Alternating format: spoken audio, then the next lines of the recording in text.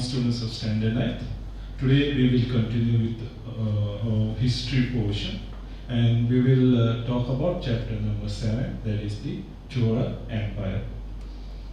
Till now we have been speaking about the ancient Indian history, mostly focusing on the North Indian history. We have spoken about Harappa's Vedic era, Jainism, Buddhism, and Mauryan Empire, as well as the Gupta Empire. Till now, our focus was mostly in the Indus Valley or in the River Ganges Valley. Today we will be speaking about South Indian history, that is the Chola Empire. And this period which we are focusing, it is not the ancient era, we are speaking about the medieval era. One part of this chapter is already done. When we had the lecture on architecture, I spoke about Brihadeshwara Temple. So we will try to understand the remaining topic, that is the Chola Empire. To understand that, let me just go to the background. But before we go to background, I would like to tell you one more thing, is that chapter number 5, that is the Sangam Age, which is also linked to the Southern Indian history. I will cover that later on. But first, let's try to understand Chola Empire.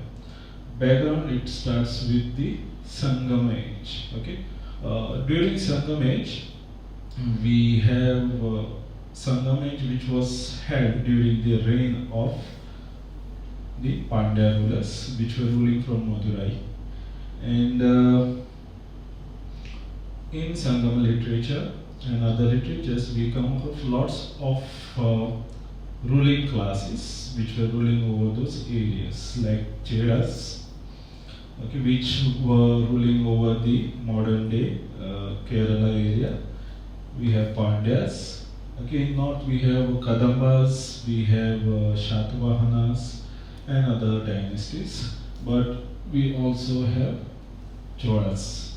Now, when we speak about Cholas,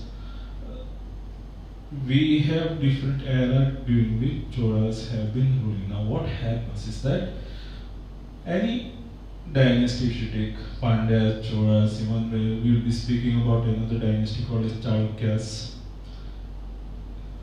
What we see is that as per the rulers, the control and the power has been changing. So Cholas, whenever they were more powerful, they were able to conquer the areas. They were the emperors. But when they had less power, they were ruled by others, and others were the ruling class over them. Okay, so Cholas, when we see the history, we have Cholas belonging to ancient era, and we have Cholas during the medieval era. And the chapter which we have right now, it is based on Cholas of medieval era. Now this what we see, Cholas, okay, this description we get in the literature, Sangam literature. Okay, this was earlier Cholas. Now let's go, what happens next is that by 5th, 6th, 7th century, we see that in southern India, when I speak about southern India, I'm focusing on the area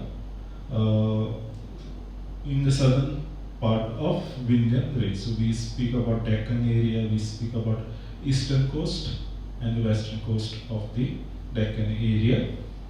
And during this time we see rise of three empires, that is Chalukyas of Vatapi, or modernly known as Badami. So Chalukyas of Badami. Then we have Pallavas of Kanchi, and we have Pandyas of Madurai. Okay, so you can see they have been having clashes among each other. Sometimes one group was weaker, other would take their territories. Sometimes the others were weaker, the previous one would take over their territories. So the clashes continued.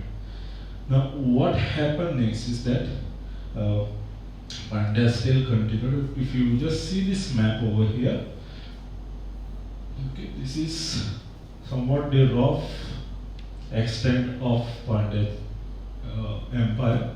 You can see it is from 5th BCE till 1205 AD. Okay, so it is quite a vast period. It was not continuous, it has been ups and downs. Yeah, so let's go back to this map. We see is that in northern part of Deccan, that is the modern day Maharashtra and surrounding areas, Chalukyas of Badami were there. Okay, if we talk about modern day Andhra Pradesh area and Tamil Nadu area, we see Pandyas and Pallavas. These were replaced by next powers, that is in Maharashtra area or the plateau area we have Rashtrakutas from Manyakheta. Okay, same way. During that time we see the rise of Chola Empire, which we will be focusing on in this chapter, the Chola Empire, and they had clashes with Rashtrakutas. Rashtrakutas were replaced by Chalukyas of Kalyani, which is bit north of Badami. This was the second phase of Chalukya rule, and their struggle with Cholas continued. So when we are speaking about this Chola Empire, we will be speaking about Cholas first fighting with Rashtrakutas, then it were replaced, Rashtrakutas were replaced by Chalukyas and clashes with Chalukyas and other areas, especially with Kalinga and other areas. Now let's go to the next part, that is the sources. So we have two types of sources which we need to focus. First is inscription. In that we have two types. We have inscriptions which are written on walls and pillars, where mostly on the temples. Okay, temples were the area of administration, local level administration, areas of art, trade, everything. So we do get lots of inscriptions written on these walls and pillars of many temples. One the example which we have is Kanyakumari inscription, which was given by Veer Rajendra Chola. Then we have copper plates or Tamrapatra. Okay, these were mostly the orders given by the king. Two examples which we have is Thiruvangadu grant by Rajendra Chola first. Then we have unveiled plates of Sundar Chola. Let's try to understand what do we learn from this inscription. First thing we learn is that the languages which we use were mostly Tamil and Sanskrit. So the administrative part mostly was Tamil and Sanskrit, which does not mean that local languages were only Sanskrit and Tamil. There were local languages, but mostly the rulers used Tamil and Sanskrit. Then we have the content. What we learn from that is that mostly these inscriptions were telling about the achievements of the kings. What sort of achievements? They mostly told about their conquests. Okay, these were mostly told about which kings they had defeated, which territory they had possessed. Okay, they also tells us about the royal orders. Royal orders like grants, giving exemption to some society, some people for paying, doing good work, or giving some land to some institute, some person for doing some work, or building something, or giving money for building of some temple, or building of some dam, or many other things. So such things, these were mostly the royal orders which the kings had given. Now, what we'll learn more, I'll go from bottom to top. First, lifestyle. So which religion they followed, okay, what sort of religion they followed, what was their administration which was going on, okay, and the major thing which we get is their genealogy. Simple thing, when we speak about any royal orders, okay, royal orders were mostly given by the kings, and these royal orders, whenever they wrote about any king, they did not just simply write the name of the king, but they wrote the titles of the king. Okay, titles of the king might be telling about this king, son of this, grandson of this, great great grandson of this. Okay, so huge titles they had. So from those titles, we could understand their genealogy. So who came first, who was the father, who was the uncle, brother, all those things we could understand from this. And the next which we have is Brihadeshwara Temple, which I have already covered. I won't touch this part. So let's go next. Political history. In this, in your textbook also we have lots of names of the kings belonging to Chola dynasty. We won't be focusing much on them. Whichever is important, we'll focus on it first. So first we have the founder, Vijayalaya Chola, who ruled from 850 till 871. So you can see this territory. So this was the small patch where he ruled by 1850. Okay, in north we had Pallavas, in south we had Pandyas. But this was the beginning of Cholas. Okay, after his death, his son Aditya I ruled from 871 till 907, and during this time you can see that he expanded his territory towards north. So Pallavas were defeated. Aditya I, in fact, defeated the ruler of Pallava, Aparajit Varma. I repeat, Aparajit Varma was defeated by Aditya I, and he extended his territory towards north. So Pallavas were out of picture. We see the rise of Cholas. Now, after Aditya, we have lots of kings. We won't be focusing much. After Aditya, it was Paratanka first, his son. Paratanka first was followed by his son Gandharaditya. Gandharaditya was followed by Arinjaya, his brother. Arinjaya's son Sundar Chola ruled next. Then we see that Sundar Chola's cousin Uttam Chola, who was son of Gandharaditya, become the ruler. And what we have next is Sundara Chola's son, that is Uttam Chola's nephew, Rajaraja first coming to power. He ruled from 985 till 1016, and you can understand how big his empire was. Okay, so actual Chola Empire, making of Chola Empire begin when we see the rule of Rajaraja first. Now, which areas he captured under his reign is that he captured Travancore area, that is the areas of Cheras. Then we have Mysore area. Okay, this was captured. Also captured Coorg area. So this area. And we have Vengis. Now I spoke about Chalukyas of Kalyani. Okay, the other name for Chalukyas of Kalyani is Western Chalukyas. Okay, but there was another branch of Chalukyas which was ruling over what we can say modern day parts of Odisha, modern day Andhra Pradesh, and these were called as Eastern Chalukyas, and they ruled from Vengi. Cholas under Rajaraja first, they also captured a territory, that is the Chalukyas of Vengi were captured, conquered, and they extended their territory towards borders of Kalinga. Then we also see that Rajaraja also had a powerful navy, and we see expansion in the Sri Lankan territory, and we also see in Maldives there were territories which were conquered by Rajaraja first.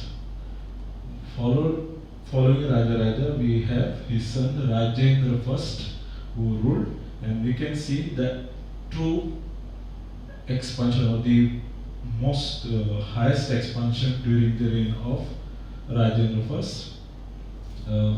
So we already know that roughly around this area was the territories which were captured by Rajaraja I. Rajendra I, he conquered more. He first defeated the ruler of Kalinga.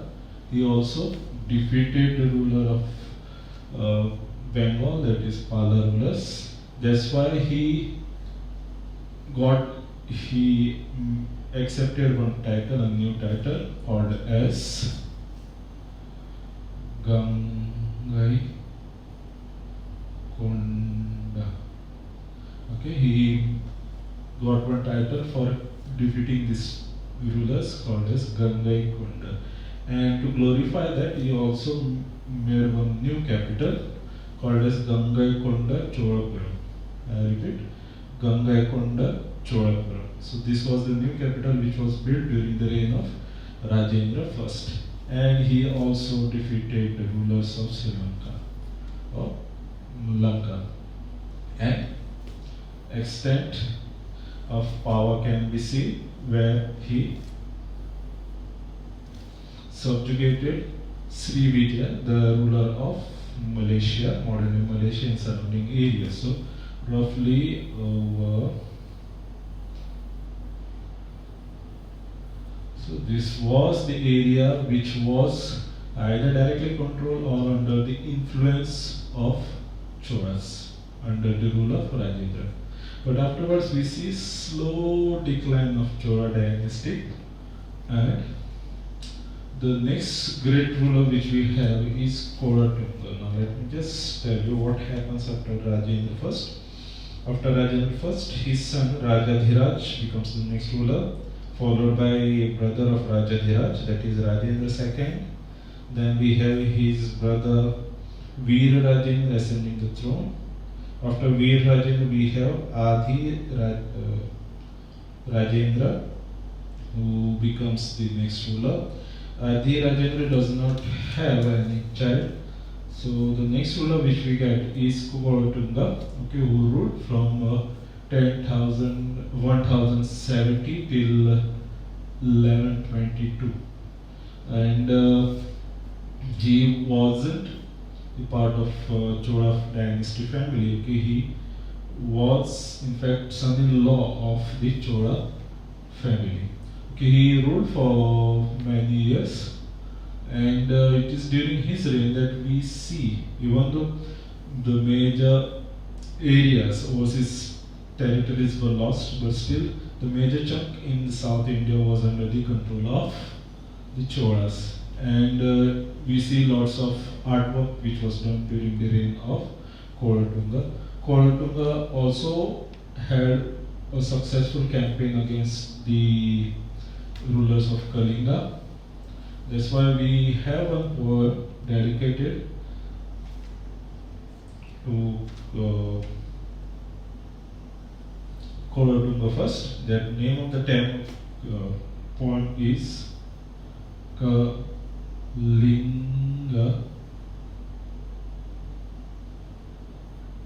Kalinga to Parani. Okay, I repeat. The name of the poem was Kalinga to Parani.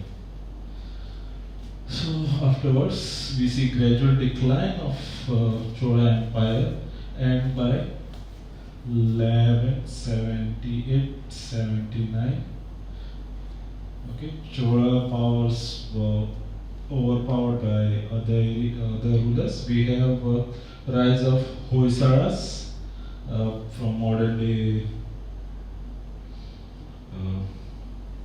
Karnataka areas, and we also see the rise of Pandyas from the south. So let's talk about next part, that is the administration. Cholas era, the rule of Cholas was mostly known for the local self-government, but the main thing which we need to know is that the central government, emperor was the whole and soul. Even any order given by verbal order given by emperor, the word for it is Thiruvakya Kelvi. Okay, the verbal order given by the emperor was final. To advise him, they had council of ministers. The empire was divided into provinces called as mandalas, and mostly the prince were the governors of these mandalas. Then we have local administration, which I will talk about in detail later on.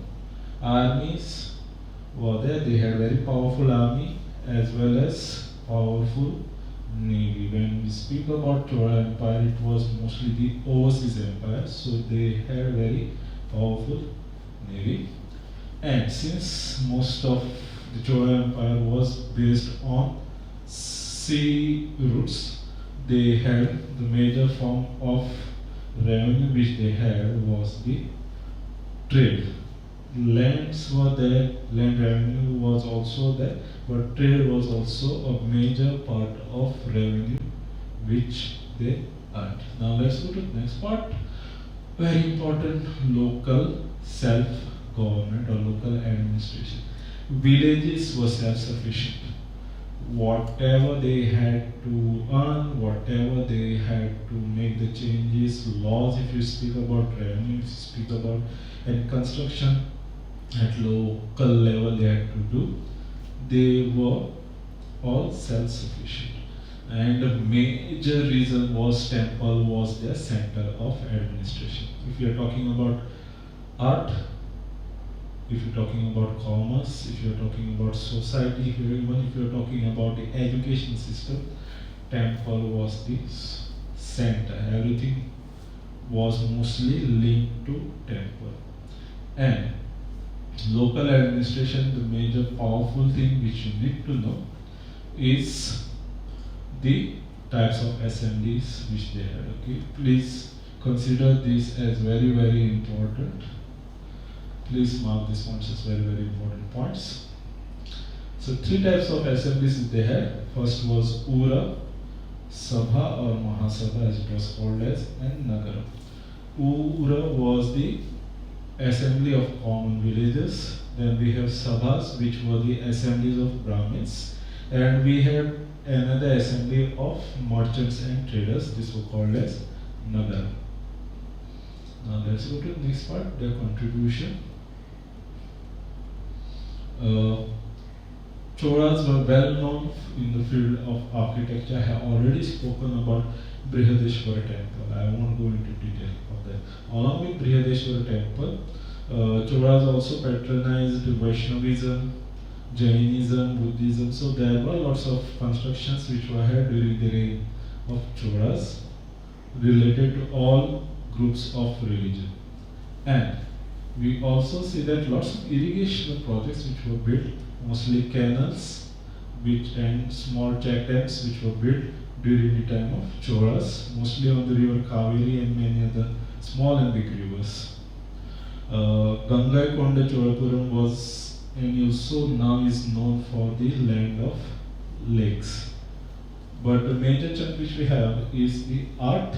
I have already spoken about the ceiling painting which was done in the Brihadeshwara Temple. Along with that, we also see lots of carvings on the temple, and Chola era was known for plastic art. They were known for molding copper matters. And one of the best examples which I can give is Nataraja or Dancing Shiva.